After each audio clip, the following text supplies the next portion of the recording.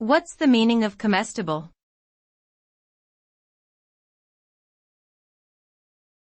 Comestible.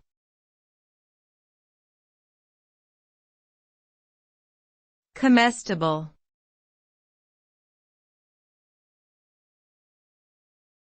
Comestible.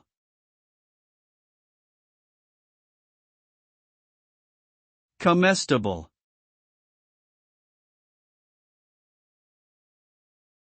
Comestible refers to something that is suitable for consumption as food. This term is often used in the context of discussing the qualities of various edible items, such as their nutritional value or flavor. Comestibles can range from simple and basic foods like fruits and vegetables to more complex dishes that require specific preparation techniques.